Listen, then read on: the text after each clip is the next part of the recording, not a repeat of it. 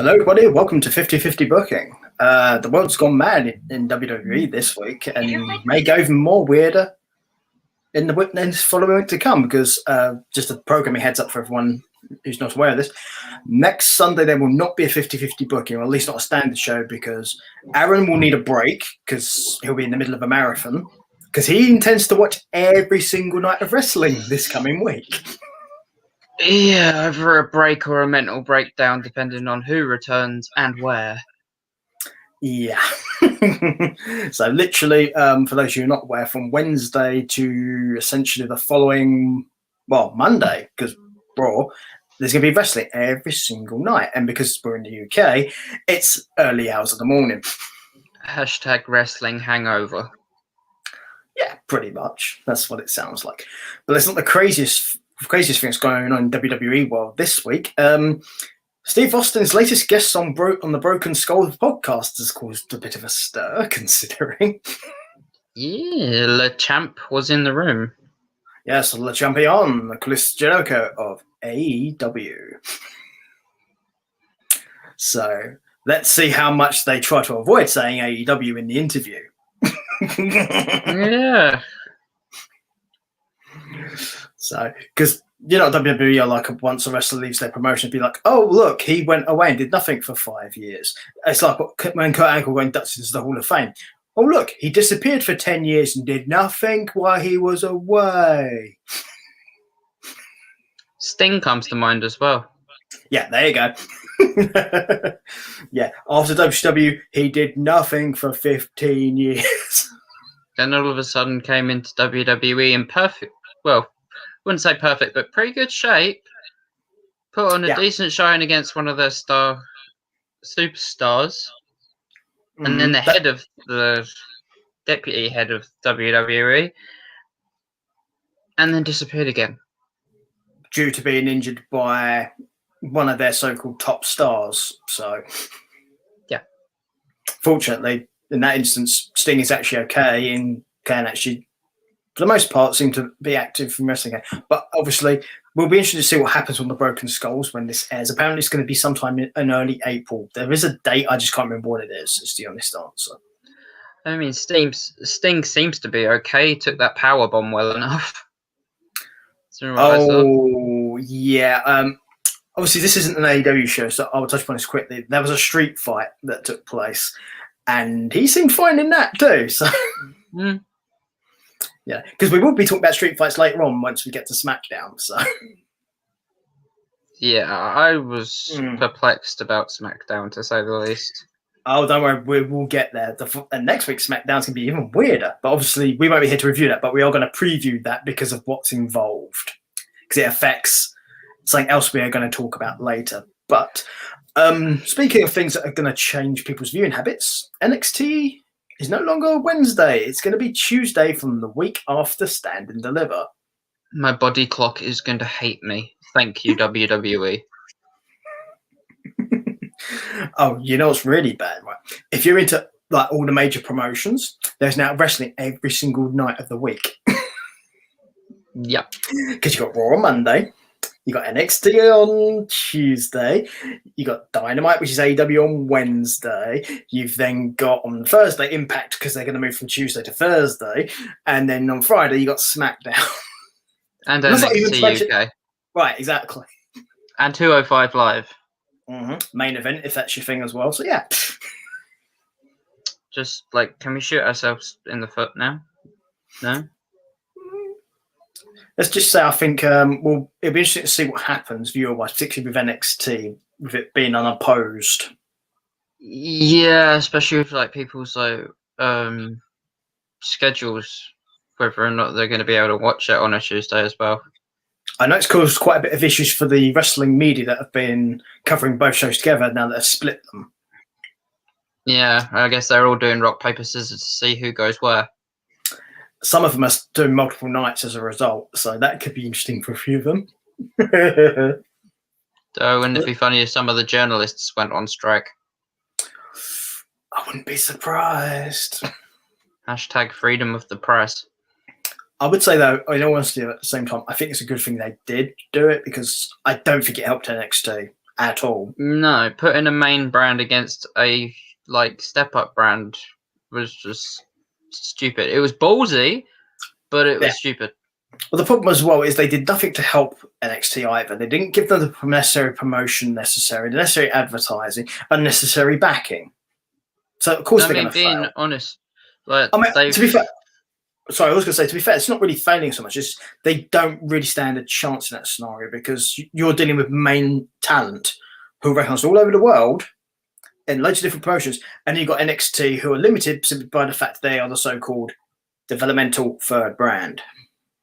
Yeah, and then you've got the NXT UK brand as well that's just on there on the side. Doesn't get half as much publicity as NXT does. And it's like, you've got some really fucking good wrestlers in NXT UK, and you're putting all your publicity into your two main rosters that are already well scheduled, well known, even for people who don't know wrestling.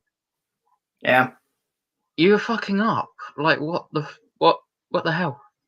It's one of those. Obviously, one of those NXT UK talents is actually going to be on Stand and Deliver. So when we get to that particular part of the program, we are going to discuss that, obviously. Yeah. So, and that's our friend with the chops. Whoa. So, and we don't mean Ric Flair. Unfortunately, my friend, we do have to start with Raw. No. Get it away. I'm sorry. We do have to do it. Okay, but first, can I say I called the Hurt Business implosion? Yes, you did. I remember you say. I do remember you saying so. Yeah. So I think it's a stupid move, but you did call it. To be fair, isn't it funny how I always call the stupidest of moves? It's almost like you're Vince McMahon's brain. Yeah, because apparently this was his idea.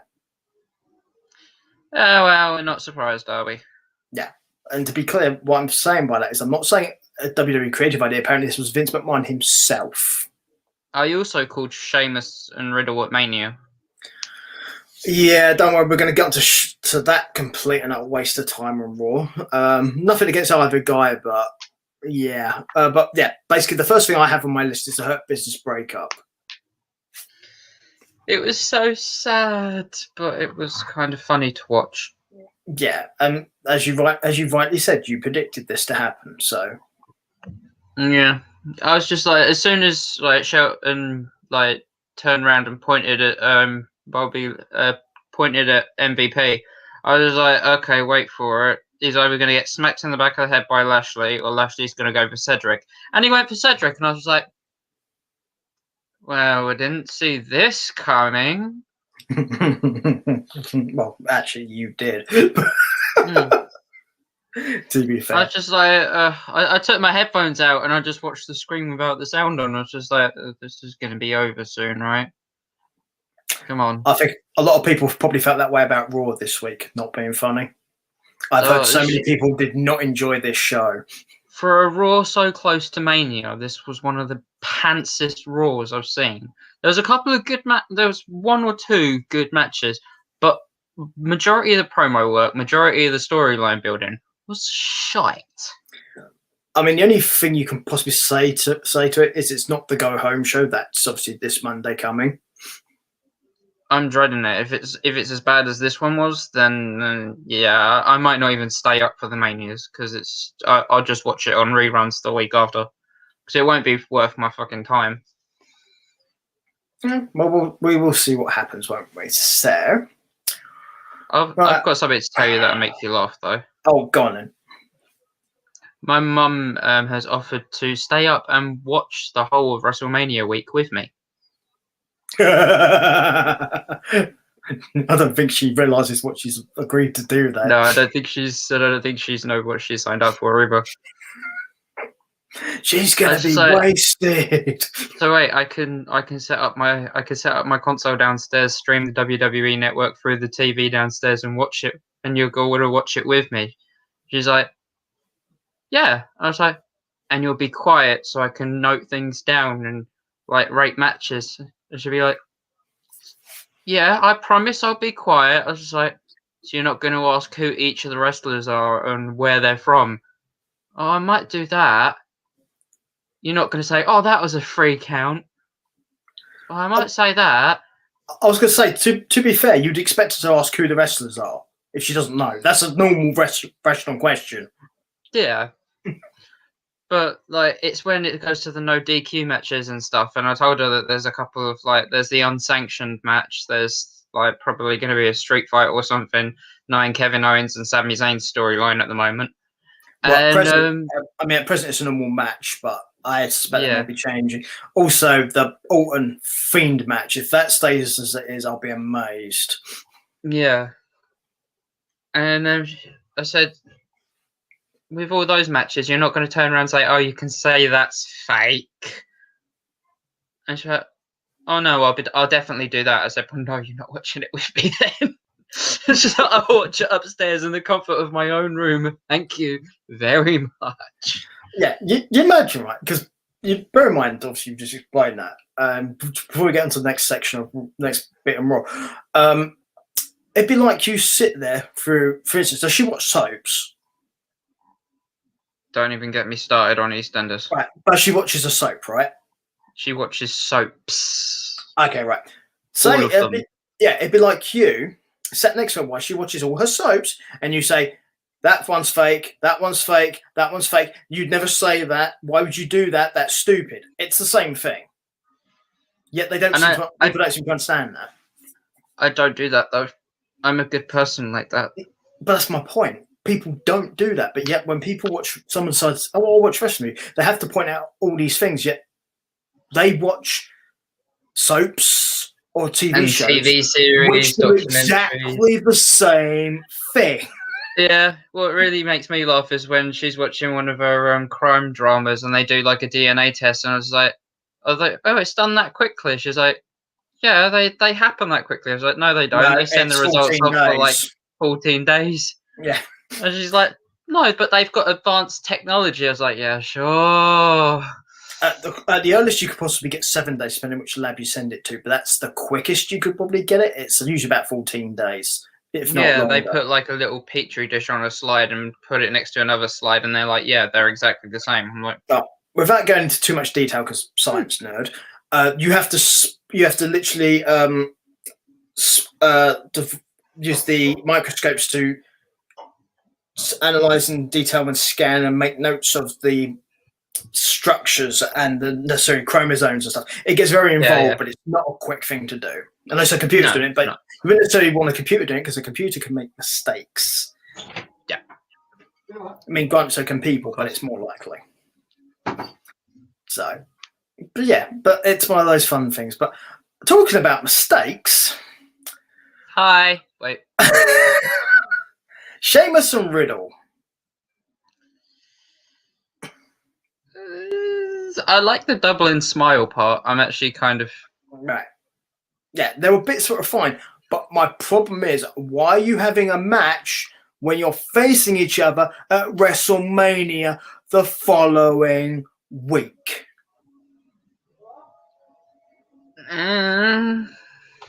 Booking. Yeah.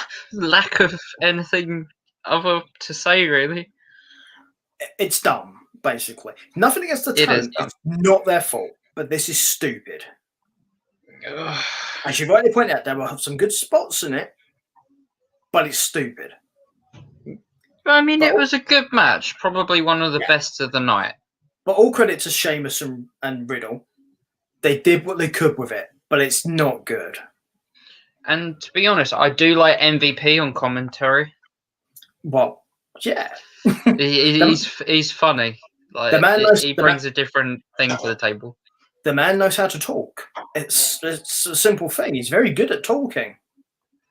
Mm-hmm. So it's not surprising he is at all. And it beats listening to the same WWE commentary team every single time. I wouldn't be opposed to having him on commentary during Mania, to be honest. I like the way that he brings something new to the table. You know it'll be Michael Cole and Corey Graves, don't you? Yeah, I know, but they always shuffle it up recently on the live of the pay-per-views because they give the rotating commentary depending on the matches. Well, because it's 2 nights, I'm wondering if they'll do one team for one night, one team for another one, possibly. I don't think so, because they're like mixing the brands like matches from what I've seen of the card. Yeah, but that doesn't mean anything. I mean, people turn up on different brands all the time without an explanation. Yeah. Corbin. Jesus. So, yeah. But anyway, credit to Riddle and Sheamus, but this was not good booking. I've literally only got one thing to say about the next match. Braun versus Riker. Oh, yeah. Why? Squash match. As it should be. Yeah. But squash match. What the fuck? Why? The only thing I could say that was good about this is it wasn't him against Shane. Yeah. That's like the only thing, yeah. I like the fact that Braun's chosen a steel cage match, but at the same time I'm thinking, yay, we're going to see Undertaker versus Shane McMahon at WrestleMania 2.0. To be honest, I wanted it a bit strap match. I love that. Right, because the whole point is he keeps trying to sneak away and get away from Braun, and of course he's attached by a strap, he can't run away. Yeah. That's my logic anyway. Or like a bull rope match, which is a similar thing, but something like that, where he can't run away from him because he's attached by something. I'd have even settled for a lumberjack match. Oh, yeah, that would have worked too. Same principle. Then he tries to buy his way out, and yeah, he just gets tossed back in. Yeah, that makes sense. Basically, anything of, I mean, the cage isn't the worst idea, but at the same time, you know they're going to do something stupid. Yes, the history of the cage match is crumpled and crappy. It's also at Shane McMahon. Yeah, I'd probably end up jumping off the top of the cage match. Or Braun will fry him off the top like he did to Kevin Owens. Yeah, we should probably leave that because that's going to be a prediction thing a bit like, because when we get to the end of these, we're going to do predictions for the 2 big shows. Yeah. So probably shouldn't talk too much about them at the moment. Next thing I have is the crap song. I just have to pop out for a second. No worries. Sorry. No worries. I'll just do this quickly. When you come back, you can do the next thing. Yeah, so basically the next thing we had was Miz and Morrison's hoppity boppity whoppity whatty song, what the fuck it is. My God, why? It's like neither of them can sing. They're not entertaining. They are very much mid card fodder, essentially. So also don't really see how it really led to anything good. I mean, I'm assuming it's to do the build up for Mrs. Matthews' Bad Bunny, but yeah, that's wonderful. So anyway, least amount of time spent on that, the better. Next thing we have is Lashley defeating Shelton Benjamin, which was a result of the Hurt Business breaking up. So Lashley ended up having a match with Benjamin. It's pretty much you'd expect Lashley to win because simply he's trying to build up to the Mania match against Drew, and yes, he won basically, which probably shouldn't surprise anybody.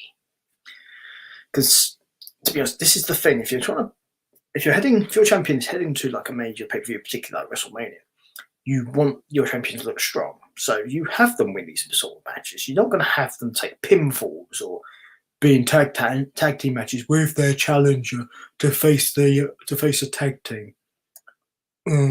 Yeah, we'll get onto that in a minute because that is going to come up because that's not good.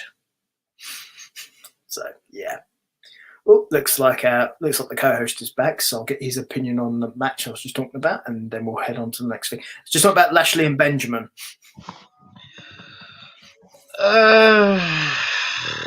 It was just boring. I mean, a good showing from Shelton Benjamin, the whole Kill by Anger thing, but it was boring. Yeah, but to be fair, Lashley is always going to win that because Mania main event and all that. Yeah. And like, as for the whole dirt sheet thing with the lyrics to this, like the whole thing, it made me cringe both physically and mentally because I'm a music student. Mm-hmm. But I was a music student. Lyrics didn't make sense. The song was musically alright. I wish WWE put as much effort into the storyline as they did that track.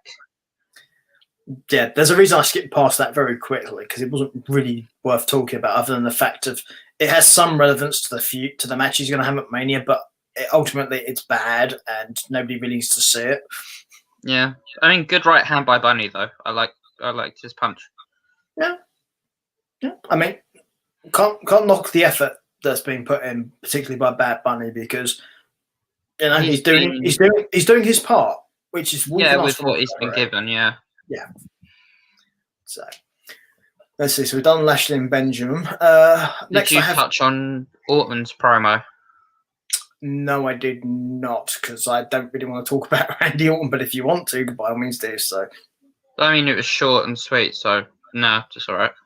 Yeah, I was going to say, when it comes to Orton and Fiend, I think we're best off leaving that till Mania, because as far as I can remember, there wasn't anything where he's really relevant on this. No, it's just like a bit of a gripping, like, I'm going to fucking RKO you, kind of thing. Typical Randy Orton. Yeah. Next thing I have is New Day and AJ and Omos, the game segment they did. They did the game thing. It kind of went good for the New Day, but it just seemed silly. Well, the New Day are goofy and silly, so to an extent they can get away with it because of how they're portrayed, but at the same time, you are the tag team champions and these are your challengers. Yeah. The only way silly really works in this situation is because that AJ Styles has that way he can be really miffed and upset. He doesn't want to do it, but his competitive nature shows for it, and it's a characteristic he's always had as a wrestler. He does that thing, but it's like it's stupid. But he still wants to do it. Yeah, he has to like be phenomenal at everything because he's the phenomenal one. Even if he thinks it's stupid. Yeah. So that I at least appreciate. But that led to a match between Woods and AJ. Yeah, it was an okay match, but it seemed more like entertaining than it did professional. Yeah. And we got a good show of Omos's power afterwards. Yeah, because it ended in it ended in a DQ win for Woods. Guess why?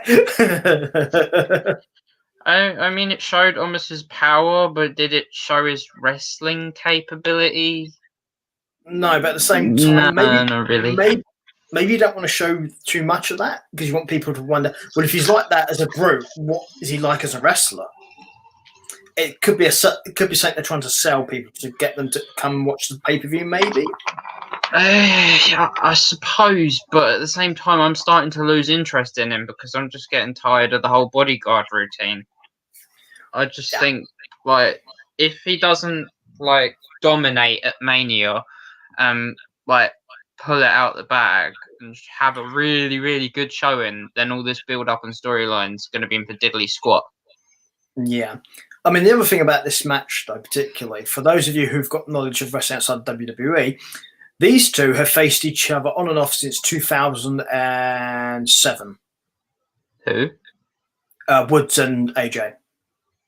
They were in TNA together many, many years ago. Oh, right, yeah. So, yeah, they faced each other a lot. So, because Xavier Woods used to go by the name Consequences Creed. Mm-hmm. And they faced each other a lot. Yeah. So it's the kind of match you can get between these two. They can do much better than this, but this did, I think, what they wanted for storyline purposes was to make Omos show Omos, look, Omos smash, Omos burn, and whatever the hell that means, I don't fucking know. Basically, yeah. Although I have more of an issue with the next thing.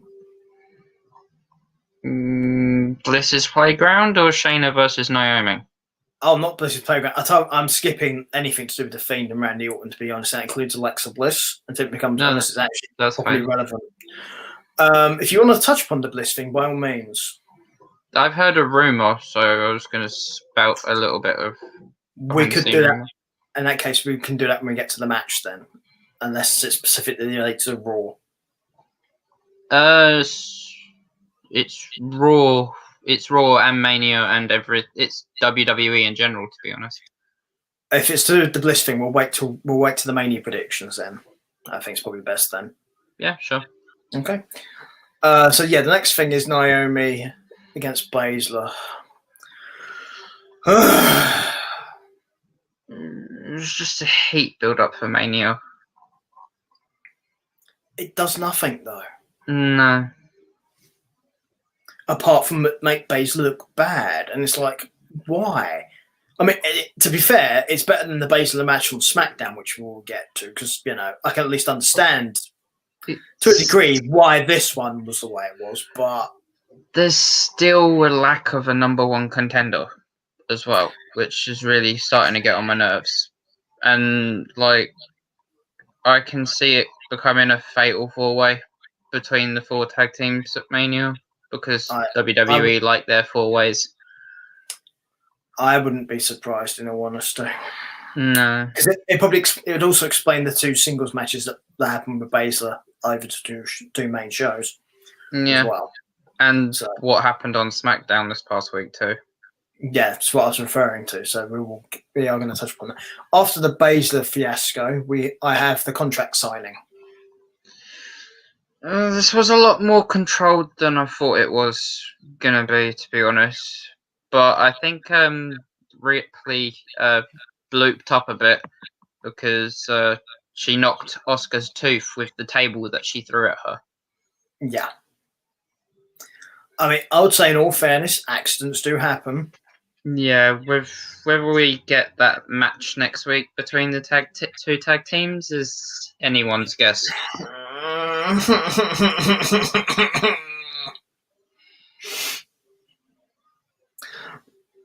You know I'm not a fan of that kind of booking, don't you? Yeah, I'm not either. It's stupid. Yeah. What we should have is a number one contenders match.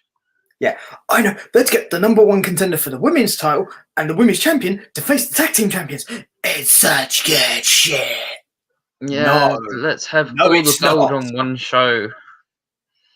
It's like, no, it's not. No. They're going for a golden role models thing again, and I'm not for it. I'm not down for it at all. Yeah, if you're going to reuse something like that, space it a couple of years and then possibly do it then, fine. Give some space for people to forget about the first time. Yep. Or if you are going to do it again, get the original people to do it again. After all, Bayley's not doing anything for Mania.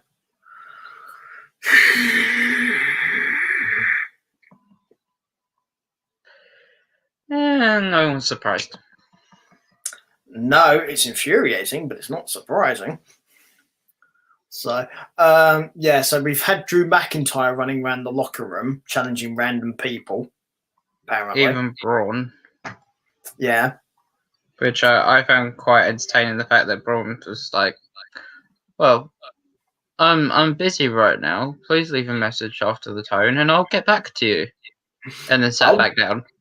I would say, in all fairness, if any of the wrestlers could legitimately get away with that, it would be Braun. Yeah. But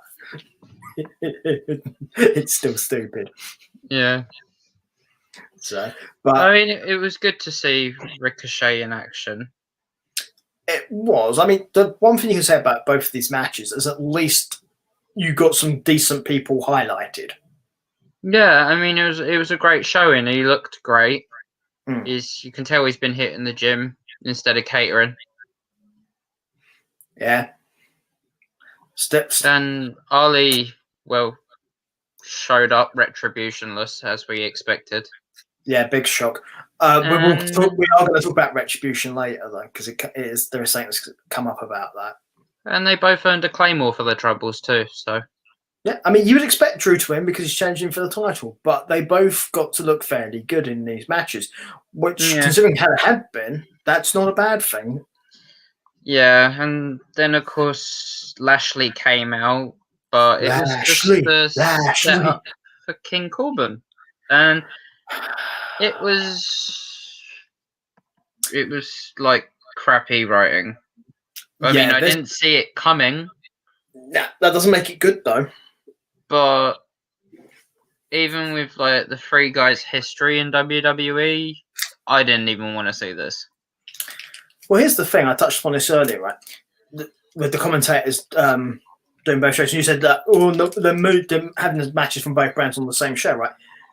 This is what I referred to earlier. Well, it doesn't stop having people come over at random shows for no reason. This is a perfect example. Yeah, Corbin did not need to be here. Felt like cross-brand invitational. They didn't even use that as an excuse. No. He just turned up and nobody said anything, other than the fact of, oh, it's King Corbin. You know what would have been good? Using somebody that wasn't like somebody that's on that roster that has capability that like doesn't have history with McIntyre at all. Like maybe someone like Aleister Black or someone like that. Mm-hmm. Using someone like him would have opened the door for a brand new storylines after Mania and stuff like that. Like, come on, use your talent. Hell, Bo Dallas. Yeah, I think he's occupied at the moment. Chewing on a turkey leg, I heard. Well, I heard he's burning, apparently. I heard another one that he's braiding his brother's hair. Apparently, he's also been wearing his brother's clothes. We do like a cross-dresser. Mm-hmm. Well, technically, it wouldn't be cross-dressing. But don't have anything against people cross-dressing. You go for your lives. Doesn't bother me in the slightest. The one highlight of the show that actually got me on Monday though was Byron Saxton calling Bobby Lashley mean. He said he is so mean, and I was just like. The problem is only Byron Saxton can make things sound like that because he just sounds so innocent. It's like he's so mean. I had like Dobby the elf in my head when I heard those words. He's so mean. I was like, yeah. The thing is, though, you listen to that, you listen to his commentary, and then I go back to remember when he used to actually be a wrestler, and I'm like, I can see why that never worked. Could you imagine him cutting a promo? I've heard him cut a promo as a wrestler. It's interesting. You'll have to look like Mickey Mouse. Yeah, Mickey Mouse having verbal diarrhea. Yeah, you'll have to look it up. It's not easy to find, but there are some out there. Yeah, so all good fun. I think that's pretty much it for Raw, isn't it? Yeah, I gave it a 5 out of 10. You're so mean. I was being generous because of the mean comment. Yeah, you got a whole point for the mean, did it? Yeah, it did. Yeah, figured as much. Yeah, but you know, I was having a bad day until that mean comment. Oh yeah, he's just funny. Yeah. What you need is like a whole tape of Byron Saxton saying stuff, and it'll keep you happy for hours on end. It's kind of like when JR said that the Undertaker had broken mankind in half. I could listen to that on repeat for days. Oh my God, it's broken in half. You mean that one, yeah? God is my witness, he is broken in half. I was like, yeah. We can see him on the camera. He's quite clearly in one piece. But in a lot of pain. Yeah. Oh dear. So it's like, you might need new glasses. Did he break your glasses? Oh dear. Well, at this point, we are NXT bound. Yeah. The last show before Stand and Deliver, your takeover or your life. That's my theme for it. I'll say this: my SmackDown rating is higher than my Raw rating this week. To be honest, I'm not surprised. So with NXT, you said earlier, did you see NXT? Was it? Yeah, I saw NXT, but I didn't write notes on it because I knew it was going to be taking predictions, doing predictions. So I will just run through it briefly though, just so to keep everyone aware. Cameron Grimes defeated Roderick Strong. Roderick Strong got distracted by an Undisputed Era band and got pinned. That Cameron Grimes pulled out of his trunks. Yeah. Ew. Why? That's Raw booking. That shit belongs on Raw. If anything, he should have gotten angrier and he should have KO'd Grimes. Yeah. Yeah. But no. Let's say we have Escobar defeating Breeze. That's not surprising, is it? Not surprising, but the match was alright. Yeah. It's what you expect. Because Escobar's leading up to that Cruiserweight Unification match, so I'm guessing obviously he needs to get the win there. Then we have The Way defeating Jilly Dolin and Zadia Ramia. And The Way being, for those who don't know, Candice LeRae and Indy Hartwell. Yeah. Again, you'd expect them to win this simply because they're challenging for the women's tag titles at Stand and Deliver. Well, they are now. It wasn't announced until this week. Yeah. So, but yes, just explain it that way. Raquel Gonzalez defeated Stark. Big surprise. Not. Well, not a big surprise, but it was a great showing from Stark. I will say that. Yeah. The only other real thing I have left is the winner of the Gauntlet Battle Royal. And boy, do I have an issue with this. Yeah, you and me both. Yeah. LA Knight. Okay. For several reasons, I have an issue with this. The biggest one being, why did he lose to Bronson the week before only to win this match? It makes no bloody sense. I like to call this the whiplash effect. Right. Because WWE have this thing where they give a new wrestler a pull and then have them lose a week later to a higher level or higher ranking wrestler. Yeah. And then have a major victory the following week. So next week he's probably going to lose, or he'll probably lose on Sunday. Well, that puts him into prime spot for the match that's going to take place on. I can't remember, on Stand and Deliver. Wednesday. Okay, fine. Yeah. So why would you lessen the impact of that by having him lose to Bronson the week before? It makes no bloody sense. This goes back to the title of this show, 50-50 booking. Yeah. And that was one of the main reasons why I only scored NXT a 6. I'm not surprised. But to be honest, I did like the way that they had Dexter Lumis stand in that corner of the ring and not move for the majority of the match. That worked for him, but simply because it fits his character. There's very few wrestlers who could get away with that without it looking stupid or goofy. Because his character is that way, you can do that stuff. And it wasn't clever. It was just good. There was nothing about it that affected his character whatsoever, or his storyline. It was logical. It's the kind of thing that maybe a normal person would do. If you walked in a back wall and go, "Oh, I'm not getting involved. I'm just going to stand over here." Yeah, he kind of stood there and just stared into space as if to say, "You touch me, I will break you." Yeah, nothing wrong with that. And he picked his spot, didn't he? He waited until Bronson Reed was hanging over the edge and then decided to help. Yeah, well, that's smart as far as I'm concerned. Yeah.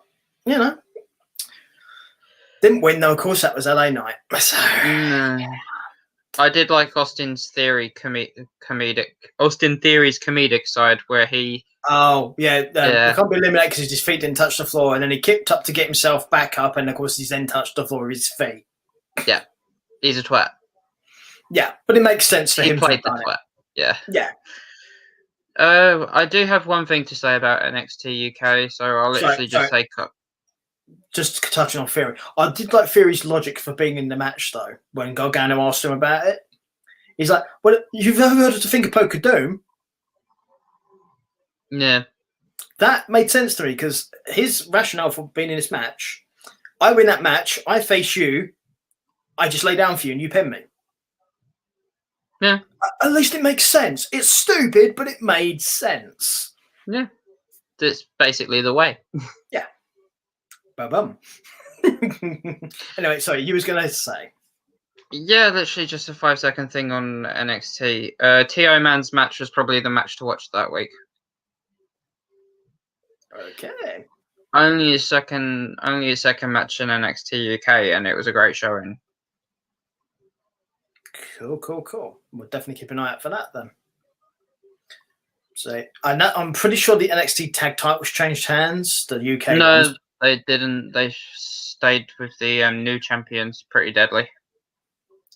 Oh yeah, they were saying that happened. I think didn't the challengers split then or something? I heard something about this. Yeah, in the main event, the tag team championships, it was Pretty Deadly versus the Lucky and Kenny Williams and Amir Jordan, and Kenny Williams was about to cheat by knocking one of the Pretty Deadly guys out with the belt, and Amir Jordan stopped him, threw the belt outside of the ring and said, "We don't need to cheat to win."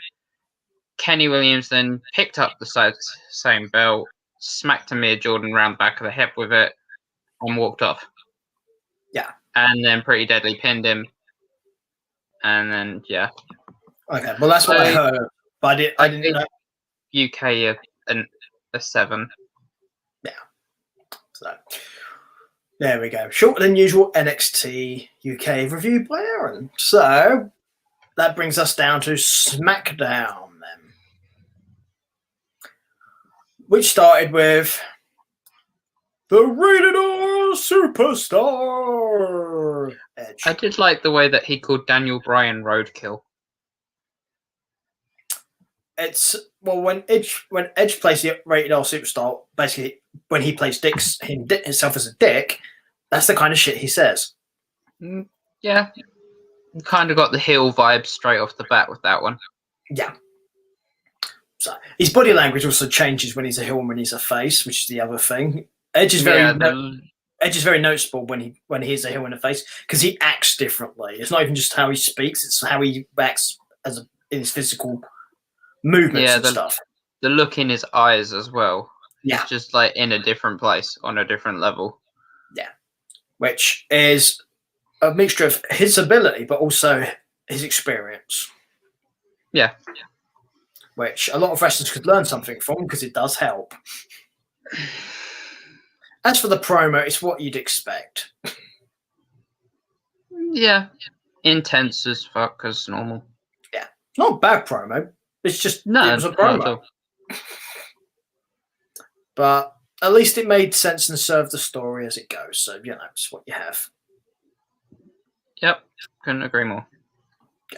It was definitely much better, however, than the thing that followed it. Mm-hmm. The tag team match that happened for the second straight week in a row. Yeah, that's the one, yeah.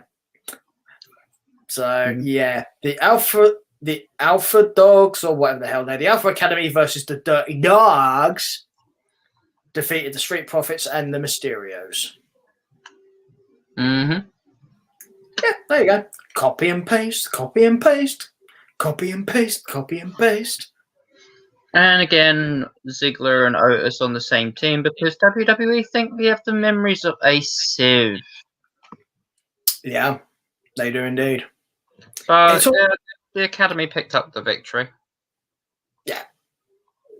So, I feel sorry for Bobby Roode and for Chad Gable. Yeah. is my honest answer to this. So, and here's the other thing for those who don't remember: those two were a team at one point too. Mm-hmm. So, the only combination that hasn't existed in that foursome is Gable and Ziggler. And they have, but on opposite sides. Yeah, I mean, as in an actual team together, though. Could you imagine? No, don't. It might actually happen. No, and don't say things like that out loud. Vince might hear you. That's some bad shit. Let's book it. That's Vince. Let's see. Next thing I have is Rollins and Cesaro being interviewed by Corey Graves. I had something else to touch on here. Okay, you do yours, and then I will get onto why this is stupid. But go on. Pullman going to the Smackdown office and talking to Adam Pearce, only for Sonya Deville to decide that the street fight wasn't going to be left liable for Uso. And remember, there's no authority figures in WWE. So, new manager? New SmackDown manager, maybe? Well, I want something for her, to be perfectly honest. But the problem is, I want her to be wrestling. She's too talented just to be stood there as a manager going, or as a backstage person of power or something. She is far too talented not to be wrestling. It wouldn't surprise me if she was injured. And I suspect, and this is my suspicion, it's to do with the court case that was going on. And maybe she's just not mentally ready. Possibly. In which case, if it's her choice, no issue with it. Because that I understand, considering that was what happened there was terrible. Mm-hmm. If it's WWE booking decision, then it's bad. Just like Scarlett in NXT.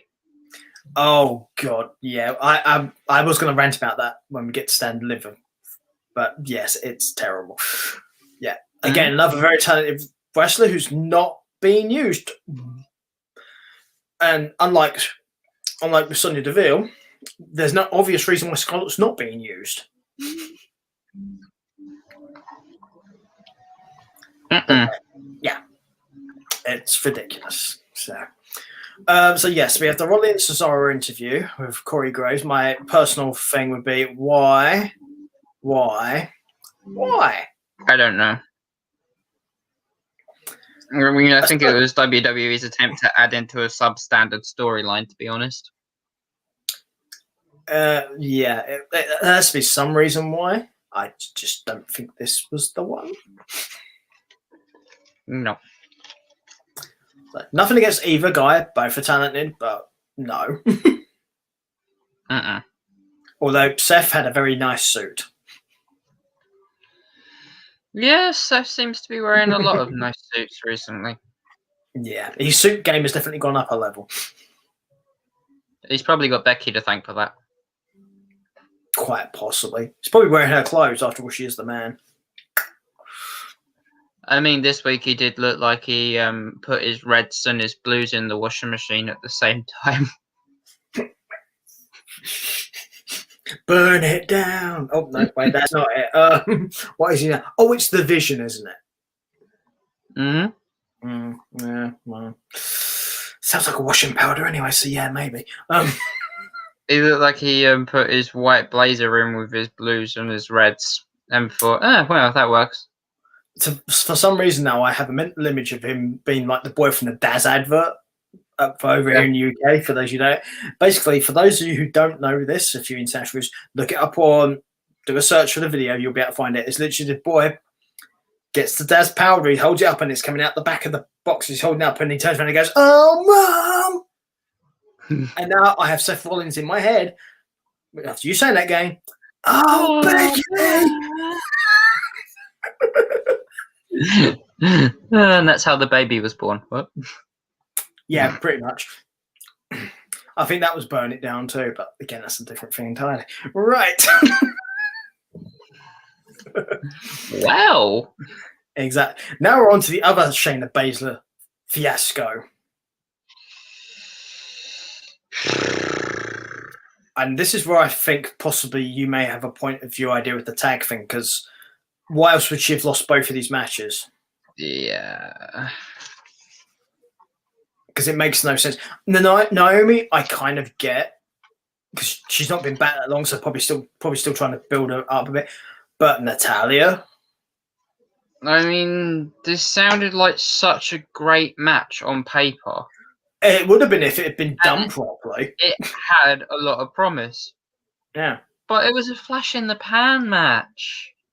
Yeah. It was over so quickly, and then all hell broke loose between every named tag team in the current roster in the women's division. It was just like, why was this match even scheduled? Why not just have a backstage brawl between all the female superstars that are in the ring right now? Build the tension up and make it a fatal 4-way instead of having to have the ring involved. Only thing I'd say about that, you do have a point, but the only real defending grace I would give this is I like the fact that all these talents got to be out front on camera.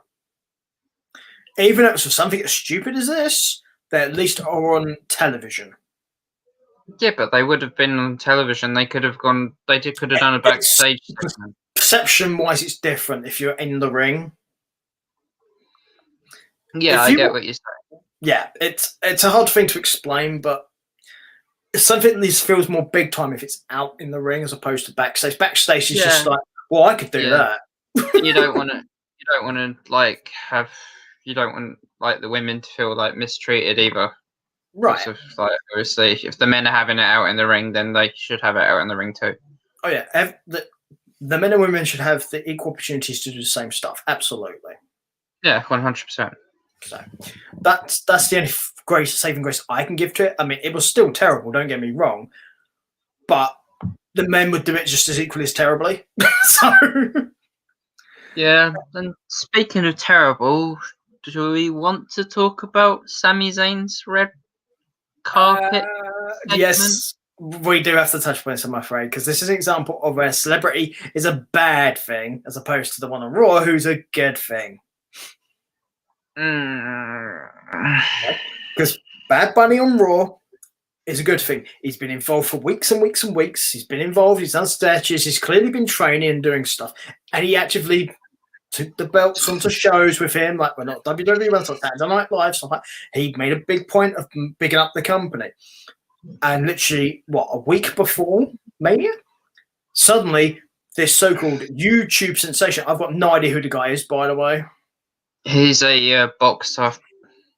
He's one of a group called the Sidemen. Apparently.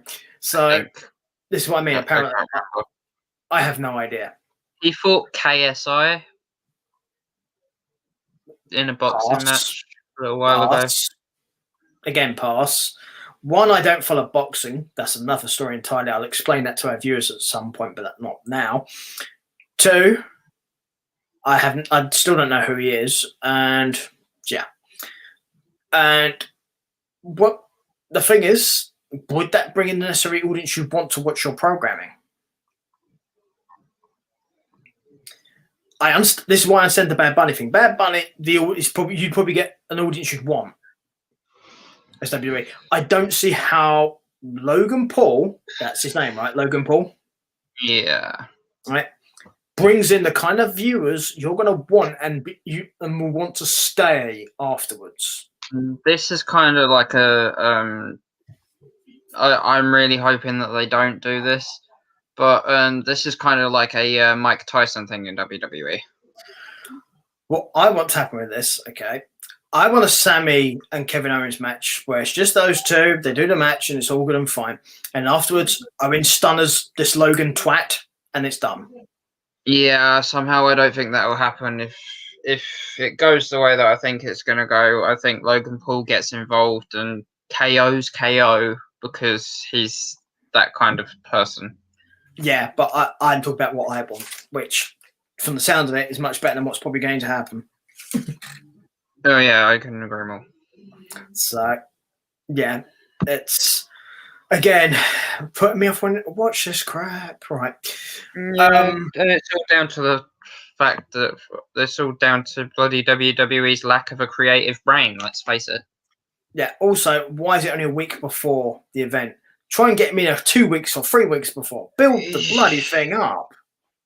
If it was like health and safety or something, then yeah, sure. But they've had superstars flying from here, there, and everywhere. Yeah, exactly. It's as simple as that. The argument doesn't hold up when you've got Bad Bunny there pretty much every week doing stuff for his angle and for his match. Right. And there's been pictures of him in Performance Center. There's been pictures of him beside doing work and stuff. I haven't seen this Logan Paul guy. He was just literally photoshopped in last minute into Sammy's red carpet thing. It's like, what the hell? It's just like, I'm hoping it's just a one-off. He's going to appear there. He's going to get seen in in like a private box at WrestleMania for Sammy because he's his guest. But if anything past that happens, then I'll just skip the match.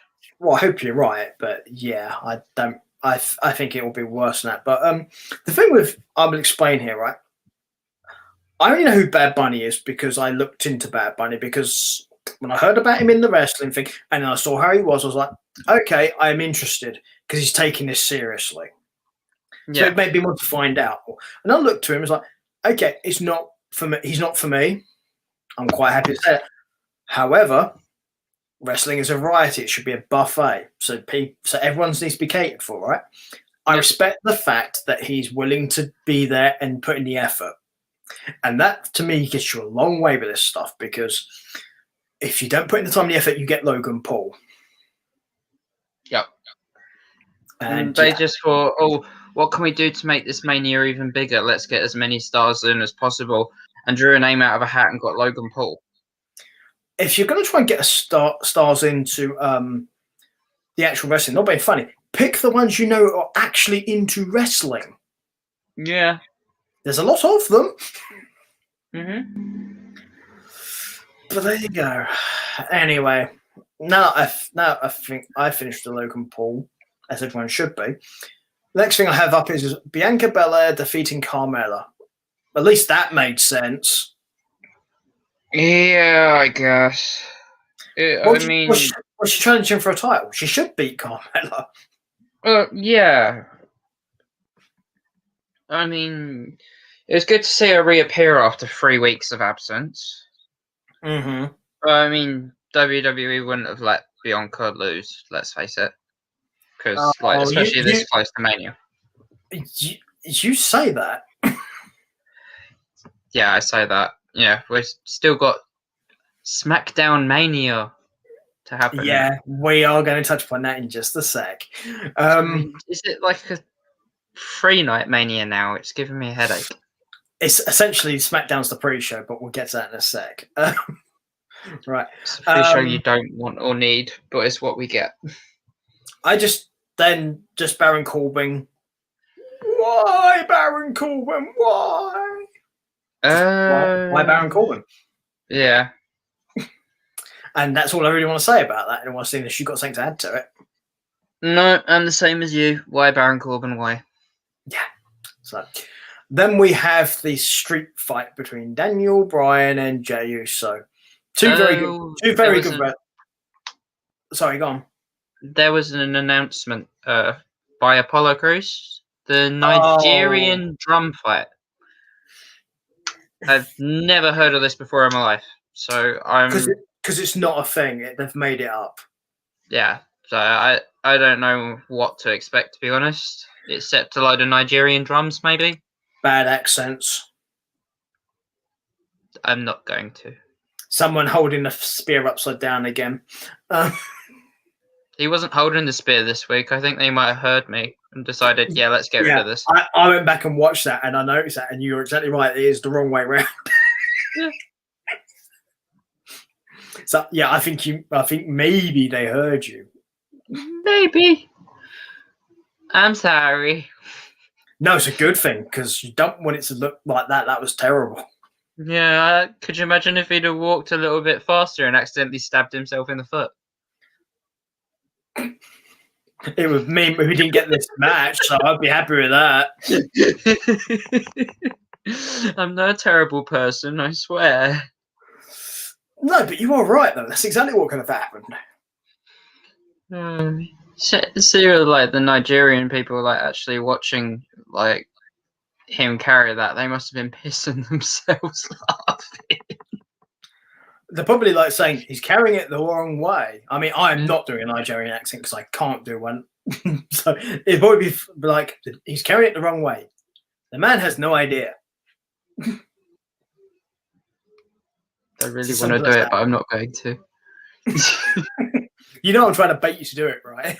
Yeah, I know. Moving on. Moving on. Right. Anyway, so I'm getting called again. all right, no worries. So I'll just touch upon the street fight then. So we have Daniel Bryan. Quick run through the street fight. We'll do a street fight, then I'll talk about the predictions thing that we're going to do, why you have to scoot off and then come back. Right. So Daniel Bryan, street fight against Jey Uso, two very good workers. Do you expect it to be good? Daniel Bryan won. Big surprise. Classic heel commentary from Edge. Yeah, but that's what you want from a heel, someone. Yeah, a heel that's well, I wasn't complaining. I was saying it was good. Yeah, exactly. But this is the point. If you're going to have a heel on commentary, have them be a heel. Yeah, Reigns came out after 5 minutes. Yeah. I mean, the steel chain was a nice touch. Like, don't see many steel chains in the in WWE anymore, to be honest. It's unusual. I didn't mind Daniel Bryan winning the match because it's Daniel Bryan. It's fine. The only issue I do have in the long run, and it's to do with Jey Uso, is he needs to start winning matches at some point because otherwise he's going to lose that position he gained by being in that main event. Yeah, he's already in danger of it happening already. Yeah, I mean, I thought it was going to end completely differently. To be honest, I thought Daniel Bryan was going to win the match, but I thought Roman was going to beat the crap out of him with a steel chair. But then when Bryan scooted out of the ring, kneed Edge in the face, and then kept on plastering his face on the steel post, I was just like, well, I did not see this coming. I thought they was going to protect Roman as much as possible leading up to WrestleMania and make him look kind of unfathomable and big and badass. But in a way they have, because he chose to go for Edge and not for Roman. No, he went after Edge and smacked his face into it, and then he ran after Roman and gave him the running knee and put him in the yes lock. Right. But here's the thing. This is the SmackDown before Mania SmackDown. So you don't know what might happen on that show other than the pre-show for WrestleMania. Yeah, I guess. But do you need to go and sort out whatever that is, and I'll talk about the predictions? Yeah. Because essentially that is SmackDown. So do you want to give it a rating before you run off? I say a 6, generously. Cool. So overall this week, about a 6.25 out of 10. Yeah, not good for a WrestleMania build-up, is it? No, it's crap compared to last week. It's a full 2 points under. Exactly. So, right, you guys go off and I'll explain about the predictions thing. So basically, we are going to have a little predictions contest about what's going to come up with the events. We got the Stand and Deliver, which is over 2 nights, which is Wednesday and Thursday of this coming week. And then the weekend on Saturday and Sunday, we have WrestleMania, which is also 2 nights. Me and Aaron are going to make predictions in a bit. I'm going to write them all down, and then we will see in 2 weeks' time who won, which should be interesting. So at the moment, it's just a case of it's just for fun and giggles. You may add up challenges for these at a later point and possibly do bits of fun for whoever wins and loses. Obviously, you, the viewers, can let us know if you have any suggestions in that regard, because I think it could be interesting.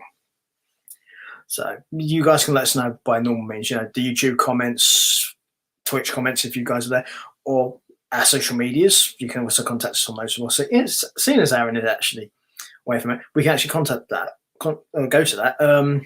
Speaking of which, we have, yes, as well, should probably go through the stress stuff. You guys can also help us with our Patreon. You can support us here on our Patreons. You can be much more involved in our shows by using one of these. being one of these. Whatever level it is, obviously different levels get you different stuff as well, so that does help. We have a Twitter you can also contact us on. If you want this particular show, when you put a message on there, just put hashtag 5050booking. I will find it that way. It makes it much easier. And we also have an Instagram, which again, you can contact us through quite easily by replying to the comments on the post or messaging.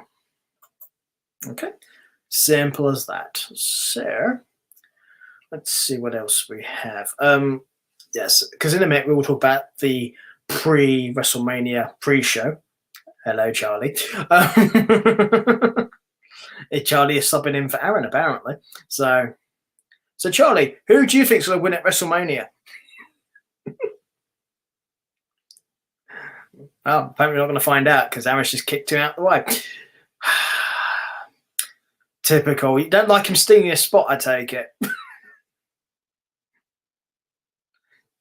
Yeah, yeah. I think you don't like the fact Charlie's getting over, do you? Charlie, and he chokeslammed Charlie. Oh my God, he's broken in half.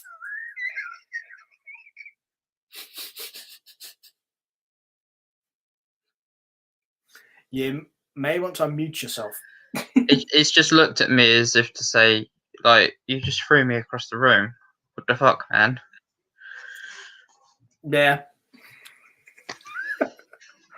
Yeah. For that brief moment there, Charlie managed to get himself over as an Intact personality in this show. So. Yeah. It's not surprising, though. Yeah, got the personality of a doorknob. Yeah, exactly. So I've just went briefly over the stuff for the network and the social medias and stuff. We'll do the pre-Mania Smackdown thing, which is essentially the pre-show. Then we'll do our predictions, and then afterwards we're going to talk about the fact Aaron's charity changed this month, so we will be doing that at the end of the show. We'll explain about that stuff then. So next week's Smackdown is essentially the WrestleMania pre-show, because there are two announced matches on it, one of which is a 4-way for the tag titles, and the other part of it is the Andre the Giant Memorial Battle Royal. Yes. And do you remember me saying about Retribution earlier on? Yeah. Yeah, this is where it comes into effect. They're in the Battle Royal. Mm-hmm. I noticed. And so is Ali. Oh boy. Mm-hmm. I'm hoping that one of them from Retribution wins secretly, but well, it's not a secret anymore, but you know. I honestly think. I mean, I'm not going to be. I'm not going to bother doing predictions for the Battle Royal, but I think it'll be Nakamura. In all honesty. Really? When he's in it, I think it'll be Nakamura. Mm. They're actually announced who's in the Battle Royal. Yeah, I saw the graphic. Yeah, so I have just suspicion for Nakamura. I may be wrong, but again, it doesn't count towards our predictions anyway, so it doesn't really matter. Isn't Damian Priest in it as well? I don't remember seeing him, but I wouldn't be surprised. But that again is a complete waste of talent if he is not being funny. Also, he is accompanying Bad Bunny to the ring for the match they're having. But Bunny's having against Miz. So there we go. So essentially, SmackDown next week is a pre-show for WrestleMania, which means we may get Roman being all big, bad, and strong on that show to lead us into actual Mania. Yeah, we might get Edge going off the edge again. Yeah. Which I'm not opposed to. Yeah, so we'll end up seeing who ends up standing tall at the end of the show, because usually the person who's ended up standing tall at the end of the show usually is not going to win. Yeah. So that could give some indications of what's actually going on. But there is actually a pre-show to WrestleMania, just apparently there's going to be no matches, and that's why they're all on to SmackDown. Yeah. So, and with that, we will go to begin our predictions. We're going to start with NXT Stand and Deliver. Nice one. Right. I have a list of the matches, so that'll make it easy for you so you don't have to remember off the top of your head. Okay? Mm-hmm. The first match I have for night one is Pete Dunne versus Kushida. I think Dunn for the win. Mm-hmm. Other than Yes Please, I happen to be with you on that one. So yeah, so we both have Dunne. Yeah. Definitely not a bad thing. It's a nice match to have. Right, so Dunne. Okay. The next thing I have is the Triple Threat Tag Team match for the vacant NXT Tag Team titles. I hate to say it, but I think GYV. Because of Young Vets, yeah? Yeah. I don't want them to, but I think they will. Yeah, I think you're probably right. Although, for the sake of being different, because I want to be, I'm going to go with MSK. Yeah, I mean, I'd love for MSK to do it, but I think because where they're so fresh, I think they won't get it done. Is that Charlie I can hear? Let me answer that for you. That'd be yes then. Hello, Charlie. Yeah, I can hear him making the noise.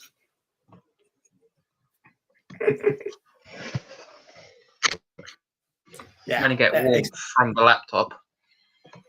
Yeah, cats and dogs tend to like laptops. Cats particularly like sitting on them generally, so there is that. Yeah, I was half expecting to come in and find him sat on my laptop. I wouldn't have been surprised. Next thing I have after that is the multi-man match for the shot at the North American title, which is Ruff, Swerve, Reed, Grimes, Loomis, and Knight. You can probably guess my pick for this one. Could it be Ruff? No. Is it Reed? No. Is it Grimes? No.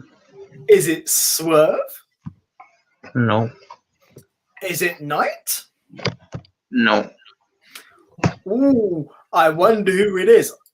I'm playing people. I know exactly who he's picking. It's Dexter Loomis. No, I'm not actually. Oh, you're not? No, Okay. I reckon Bronson Reed might actually get it. So Reed, yeah? Yeah, but I'm hoping Loomis does. Right. I'm going to go with the logic of WWE booking because it's stupid. I'm going to go with Knight. No, I think he chokes. Yeah, but it's WWE booking. Because whiplash effect. Yeah, because it's stupid. That's why I think it'll be Knight. So, right. The next match is going to hurt lots. It's Tommaso Ciampa versus Water for the NXT UK Championship. Yeah. Ouch. Ciampa's chest. Ouch. Ouch. Who have you got? I mean, I thought TakeOver Brooklyn was bad with the unsanctioned match between Gargano and Ciampa, but this is going to take brutality to a whole new chest level. Yeah. So, who are you siding with? Heart says Ciampa, my head says Walter, so I'll say Walter. I was going to say, I think this is probably the hardest one of the first night to pick. Yeah. And to be honest, I mean, that's if Walter makes it to NXT thingy as champion. Right, yes, because I forgot to mention about Prelude. Because obviously he faces Rampage Brown. There you go. But even if it's not for the UK Championship, the match will still happen anyway, so it shouldn't affect the result. Yeah. So, I mean, I'm hoping that it's not for the NXT UK Championship because I predict that Rampage beats Walter. Well, as it's scheduled right now, it is. But again, it may be just a fact so they just don't want to let on. Yeah, which is fair enough. Well, you'd hope they wouldn't want that. the thing is, I like Ciampa and I like Walter. And to be honest, I'm going to go with Walter, but I wouldn't be surprised if Ciampa won. I'd be happy if Ciampa won. So, Ciampa's chest would be happy about it too. But anyway, that leads us to the last match on night one, which is Raquel Gonzalez challenging Io Shirai for the NXT Women's title. Yes. I know what I'm going with, but what's yours? I think Raquel. Gonzalez, yeah. Actually, no. I think Io. But I have a hunch about this one. Okay, go on then. I think Dakota turns on Raquel. Okay. Interesting. I cost her the championship. I'm actually going to be Gonzalez. Yeah. But I think your idea is interesting though, and it certainly could happen. I wouldn't rule it out. Yeah, it was just the way Dakota looked at Io as Io like just walked past Dakota and gave Raquel the championship contract. I was just like, there's a little bit of spite there. Just like, could we be seeing the end of this team too? Possibly, or somebody could be about to get a call up because you usually get call ups around Mania time as well. Yeah, especially the night after Mania. Yeah, there you go. So that's the end of night one anyway. So night two starts with The Way challenging for the NXT Women's Tag Team titles against Ember Moon and Shotzi Blackheart. Team Shotzi. Okay. Unless there's foul play, then obviously Way. I'm actually going for The Way. Because I think there'll be shenanigans. Yeah, it wouldn't surprise me. So then we have the unsanctioned match between the piece of crap that is Adam Cole and Kyle O'Reilly. I think Cole. Okay. Yeah, I hate to say it, but yeah. I am going with O'Reilly. Because I think Adam Cole's going to get called up as well.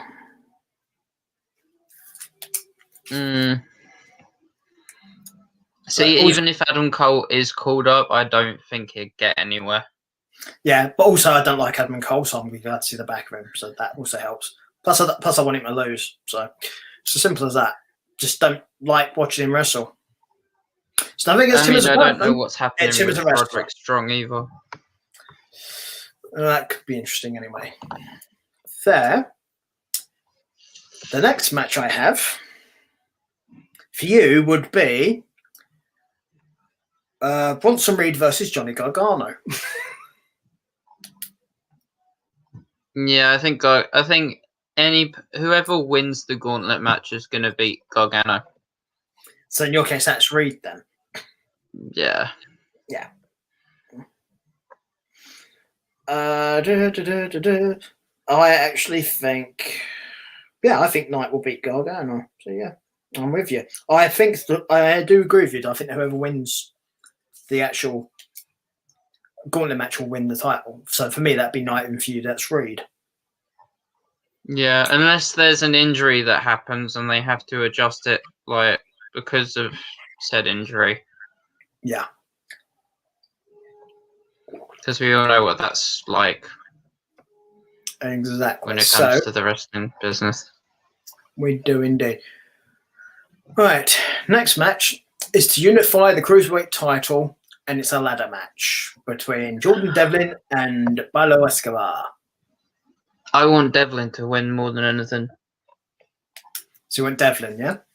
Yeah. Okay. But knowing his little henchmen, they're interfere, so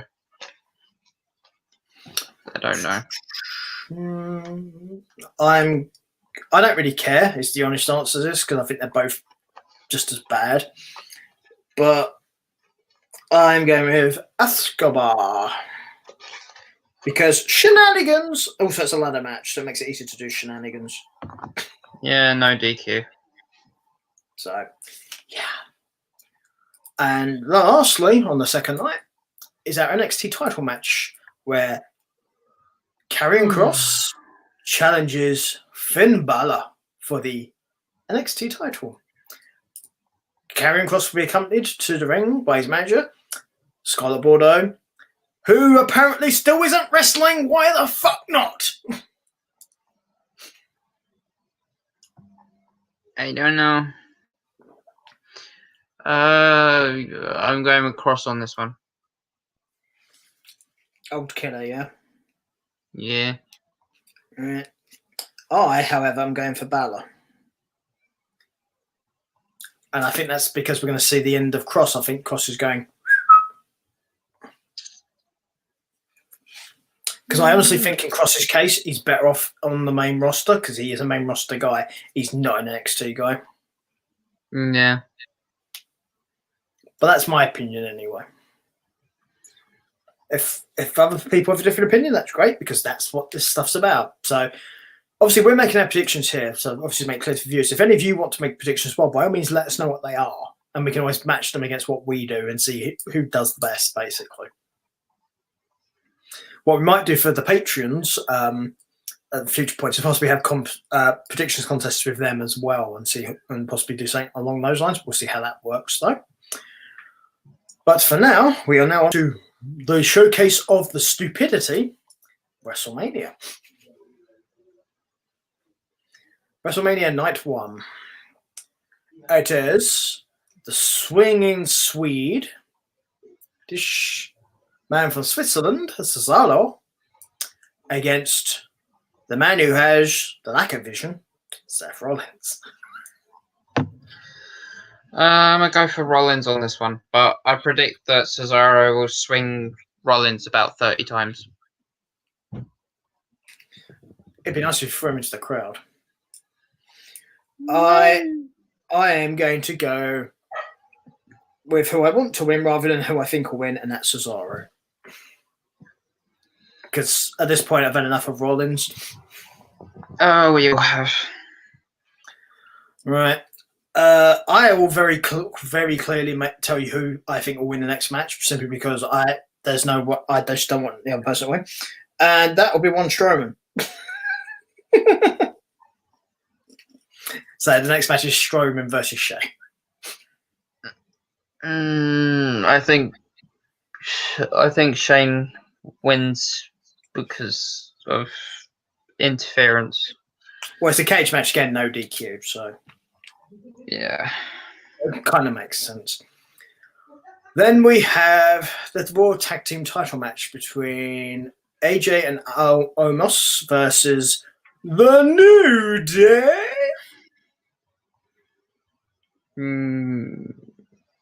I think retain.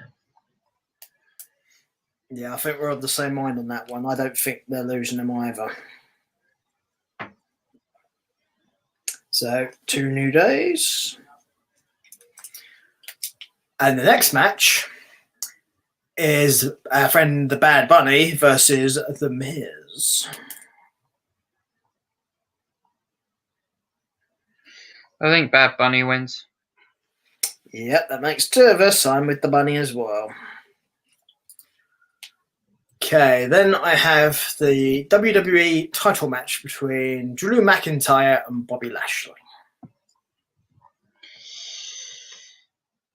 I think McIntyre wins. Okay. Actually, no. I think Lashley wins. Sorry, It's all right. but Lesnar returns at the end of the match. Interesting. So, And suplexes Lashley all over the ring. F5s him. And we have Lashley and Thingy feud kickoff. I wouldn't be opposed to that. I've gone for McIntyre. simply because of the way they're doing the booking. Then we have the women's Smackdown title match.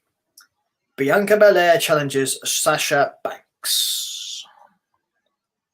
I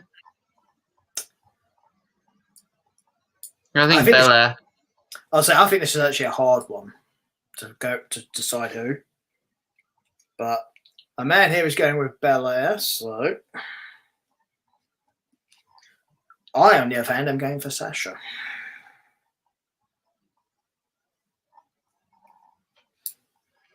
So I think if Belair does lose, she will, like, storyline wise, I think she's really gonna go into herself or possibly even turn heel. Yeah, which is one of the reasons I think she's going to lose.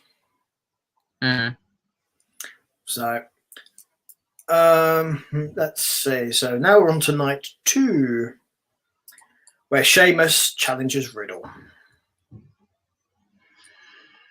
I want Sheamus to win, but I think Riddle will win. I'm going to go with I don't care. Yeah, I don't really either. I will actually give an actual prediction because that's what you're supposed to do. I'm going with Riddle. Yeah, I think Riddle too. You're changing? No, I want Sheamus to win, but I think Riddle will. So what's your prediction? Riddle. Okay.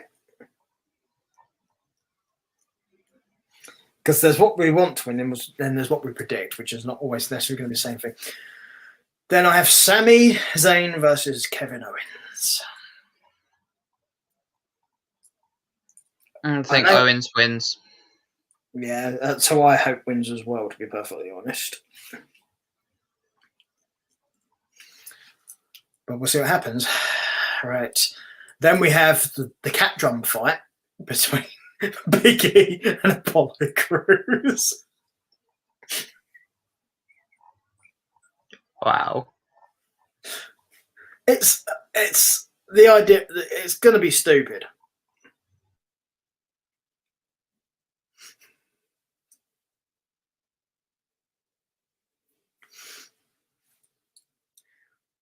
It's a drum match. Seriously, what the hell?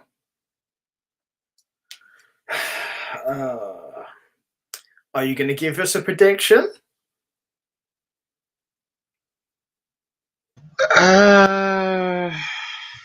Preferably in a Nigerian accent. I do not care.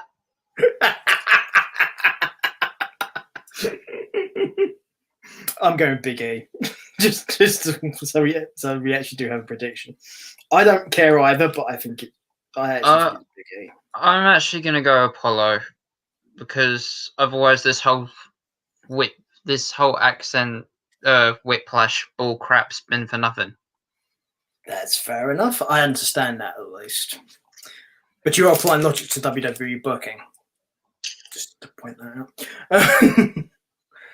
Right. Then we have Captain Crispy versus the most boring man in wrestling. It's The Fiend versus Randy Orton. Or you could say it's Bo Dallas versus Randy Orton. Well, I think Fiend wins.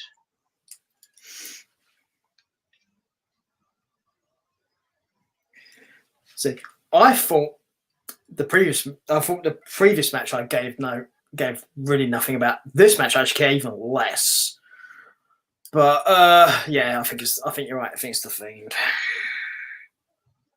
Otherwise, it pretty much makes no sense. Mm-hmm.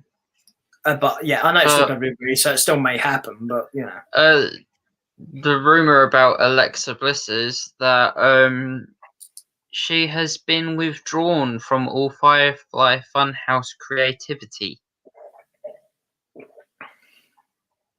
She's no longer going to be working with Bray Wyatt.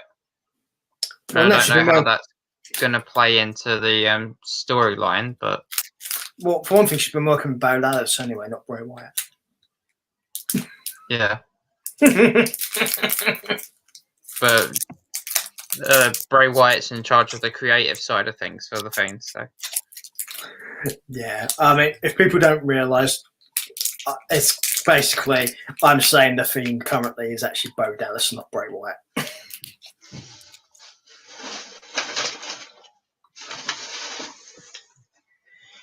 yeah, basically.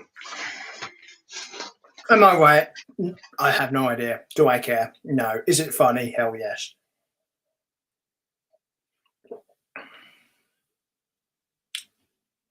The fun part, though, is they could possibly end up pulling twin magic on us.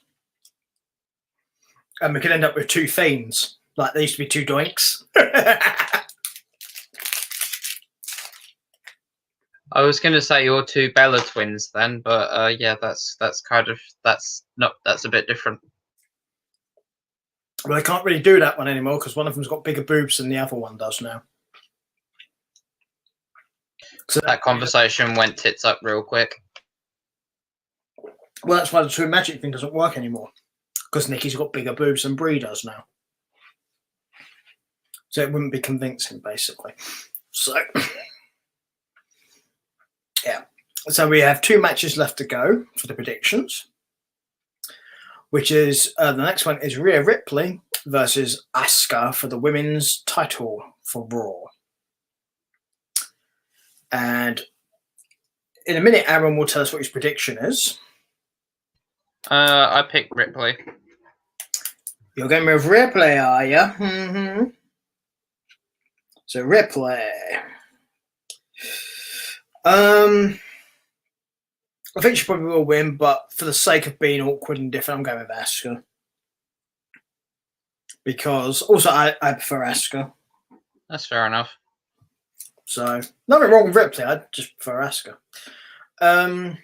Which leaves us with the overall main event and the main event of night 2, which is the triple threat match where we have Edge versus Daniel Bryan versus Roman Reigns for the Universal title. Bear in mind, it's a triple threat match, which means there is no DQs and no countouts. Edge wins by pinning Bryan. So you're going with the hedge, are you? Yeah. Fair enough. I am going to go with Roman. However, Roman's my pick, but I want it to be Bryan. Yeah, me too.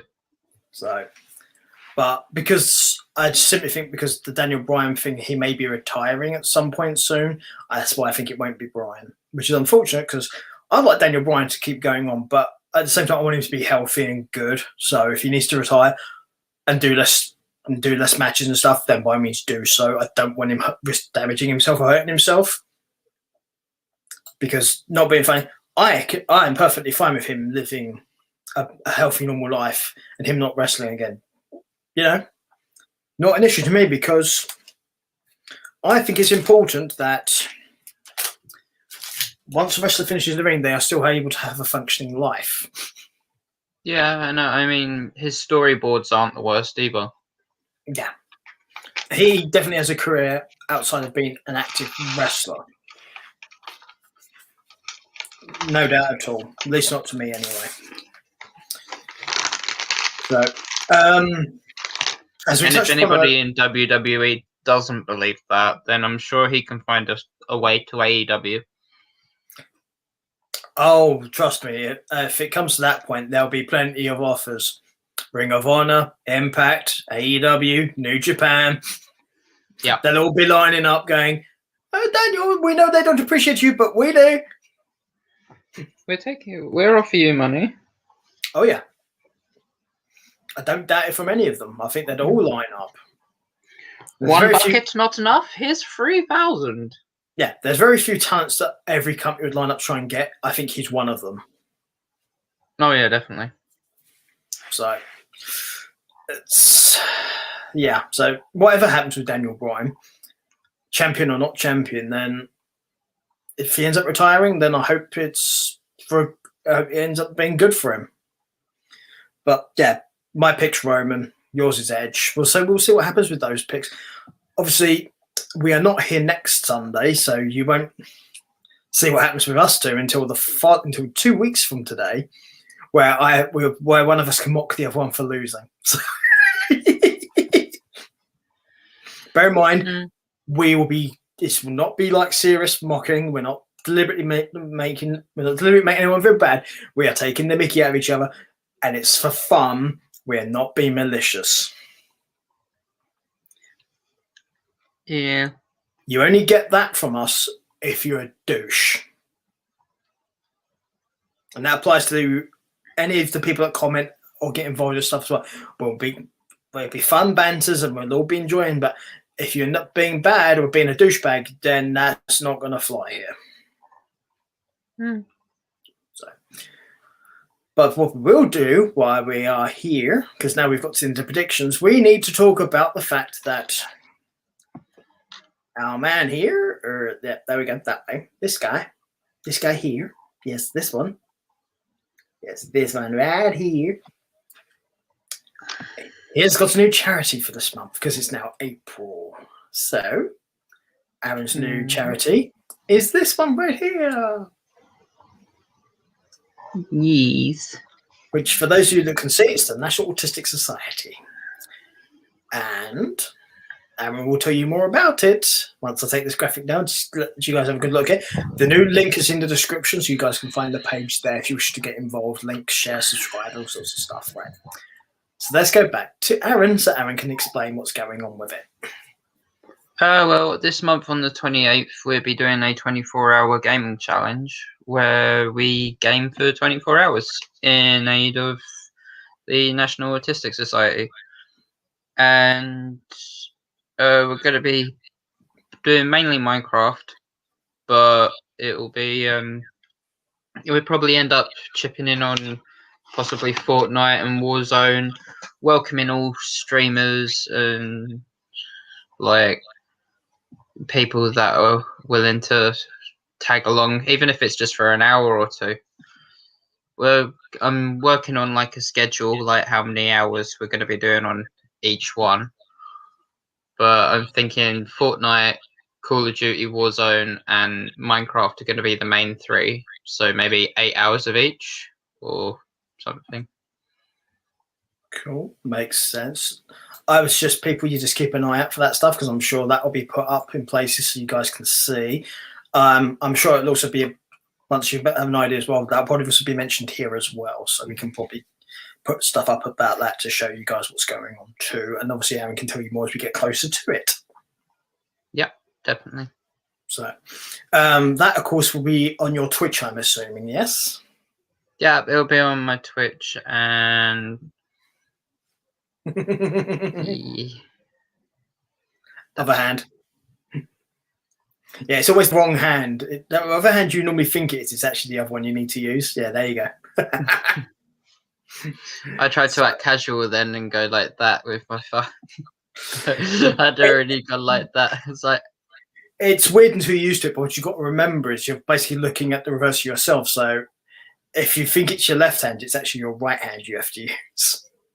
Yeah, I keep on looking at my ear and seeing my earring, and I'm like, wait, I didn't get my left ear pierced. Wait, oh. Yeah.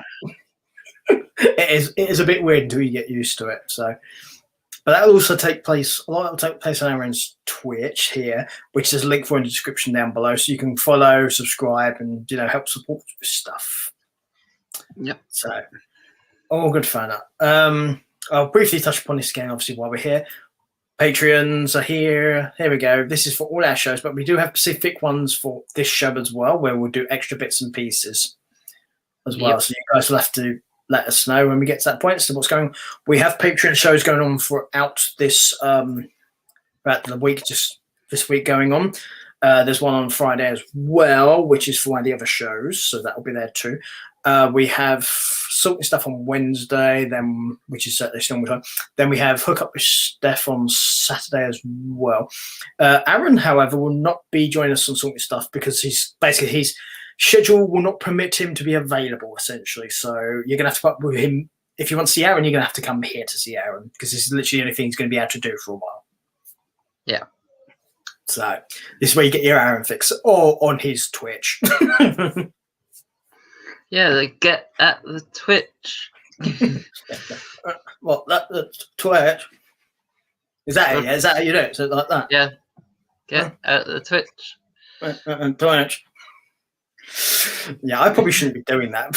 No, I was about to call your mum and let's say, quick, Peter's having a stroke.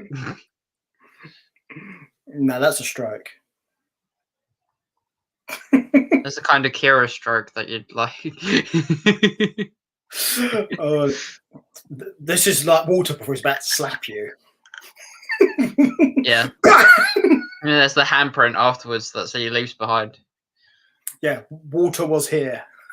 If you think we're joking, just ask Jack Stars.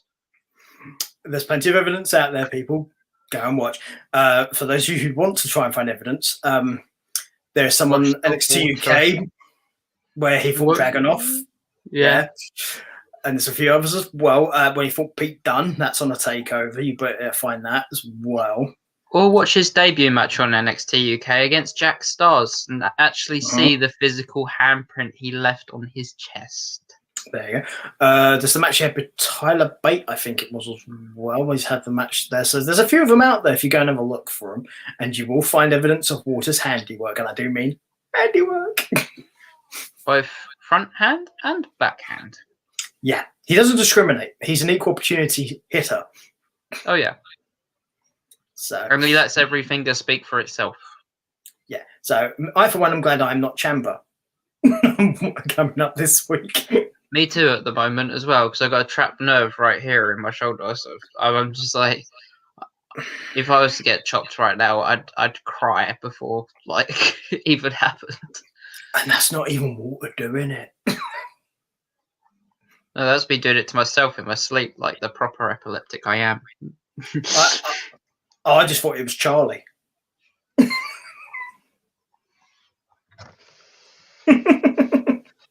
Nah, he's KO'd. Okay. Did Logan Paul hit him with a chair? So he flicks his tail then. You dead? He's like, leave me alone, I'm trying to sleep. Yeah. Yeah, so anyway. To be fair, he is better behaved than Bruce. He came up earlier and jumped on Charlie. I was just like, yeah. The internet does not need to see this. No, it does not. Yes, so I think we've pretty much covered everything that we need to do as far as promoting and ongoing stuff and covering the wrestling stuff goes. Anything else you wish to mention at all? Have we covered everything? So I think we have covered everything. I think we've covered everything. Yeah, cool. But the most important thing to remember, guys, is 2 weeks' time. There isn't going to be a regular show next week. There may be a show, but it won't be me and Aaron, because Aaron is going to be recovering from doing insane night watching of wrestling. Yeah. I mean, I might pop up and do something. It depends what's going on, in all honesty, because it's going to be busy. So we'll see what happens. But failing that, you will have us again in 2 weeks' time, and where we will discuss everything that happened. And bear in mind, it's probably going to end up being quite a long show because of that. So just so have your popcorn ready. Yeah, get yourself nice and comfy, cushion, popcorn. Toilet break beforehand. Oh, yeah. So, especially if you're catching us live, that's always a thing. So, obviously, if you catch us on Twitch and YouTube as a live stream, there's that. But obviously, if you're watching us later on demand, not such an issue. Nope. I'm confused because I don't know what my cat's doing. I think I broke him. He's stretching. Hello? I think it's broken. No, he's fine. Cats do it all the time. It's absolutely normal.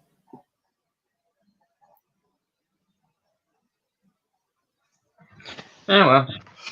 Clearly a friendly cat, because if he wasn't, he would have just bit your finger then for doing that. I mean, he's 15, so... Yeah, exactly. He can't be bothered to. Younger cats will actually bite you for doing what you just did. Mm. So, anyway, with that one, people, we will see you again soon. I will see you throughout the week because obviously other shows. Aaron will see you in about 2 weeks' time, unless we end up doing something before then. But otherwise, it'll be 2 weeks' time. Also, you can still catch Aaron doing his stuff on his Twitch and his vlogs on his YouTube channel as well. Yep. Which are usually every Friday. Yeah, I didn't do this past Friday because I had a Stuff. Yeah. So it's usually every Friday, though, guys. So unless otherwise stated, it seems about right, doesn't it? Yeah, it's how we feeling Friday. So yeah. If he doesn't feel great, he may not end up doing one. In which case, you have to understand, people don't always want to do stuff. It's a thing. So Yeah. There you go. But always be back at some point. It's just what happens. But with that, it's just all going through a lot right now. So patience is appreciated. Yeah. Jim, we'll have to remember, everyone deals with these things differently because we've all been through, particularly in the UK, a very long time of not being able to do anything. So it gets a bit on top of a lot of people. So bear in mind, not everyone deals with it the same. Everyone has their own thing. So be understanding of people because there is going to be times where not everyone's going to feel the greatest. Yeah. Okay. Relatable. Yeah. So with that one, people, try and be nice to people. As long as they're nice to you, of course. If they're assholes to you, then by all means do what you need to do. But unless otherwise, just try and be good. Okay? And with that, enjoy your week of insane night wrestling, people, because I know Aaron's going to. I only have hand. I'm not doing that because I'm not insane. And plus, I've got a million other things I have to do. Hashtag wrestling hangover. Exactly. So, yeah. So everyone should bombard Aaron with hashtag hangover wrestling. And it's goodbye from me, and I'm sure it's goodbye for Aaron and Charlie as well. So goodbye. Goodbye. 2 weeks' time.